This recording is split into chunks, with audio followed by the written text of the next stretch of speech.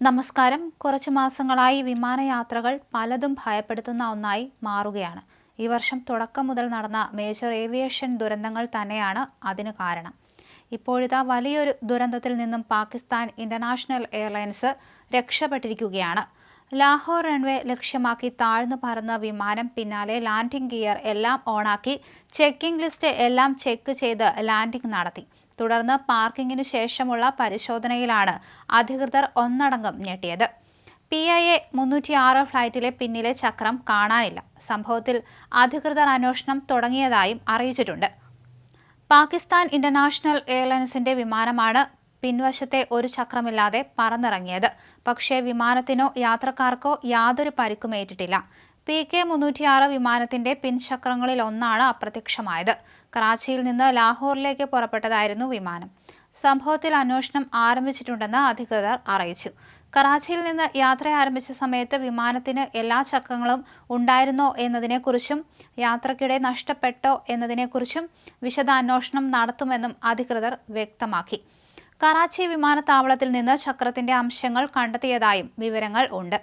അതേസമയം വിമാനം പറന്നുയരുന്ന സമയത്ത് ഒരു ചക്രം കൃത്യമായി പ്രവർത്തനക്ഷമമല്ലായിരുന്നുവെന്ന് റിപ്പോർട്ടുണ്ട്.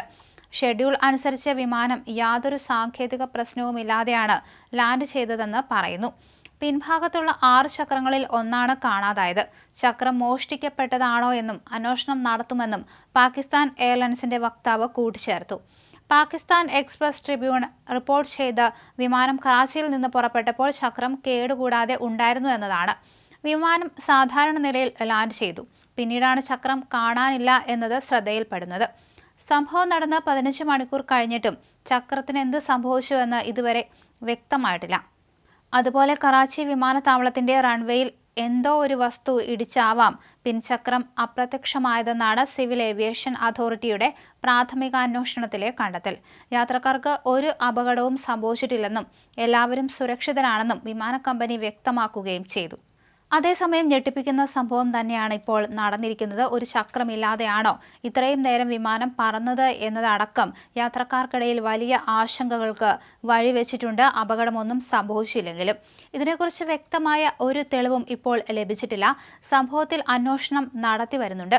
അതേസമയം പറന്നുയർന്നപ്പോൾ ചക്രം ഉണ്ടായിരുന്നു എന്ന് തന്നെയാണ് പാകിസ്ഥാൻ എയർലൈൻസ് വിശദീകരിച്ചിരിക്കുന്നത്. തുടർന്നാണ് ചക്രം കാണാതായത്. ഇത് താഴ്ന്നിറങ്ങിയപ്പോൾ എവിടെയെങ്കിലും തട്ടിപ്പതിച്ചതാകാം എന്ന് തന്നെയാണ് ഇവർ പറയുന്നത്.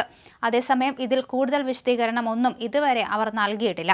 പാകിസ്ഥാൻ എക്സ്പ്രസ് ട്രിബ്യൂണൽ റിപ്പോർട്ട് ചെയ്ത വിമാനം കറാച്ചിയിൽ നിന്ന് പുറപ്പെട്ടപ്പോൾ ചക്രം കേടുകൂടാതെ ഉണ്ടായിരുന്നു എന്ന് തന്നെയാണ്. പിന്നീട് എന്ത് സംഭവിച്ചു എന്നാണ് ഇനി കാത്തിരുന്ന് കാണേണ്ടത്.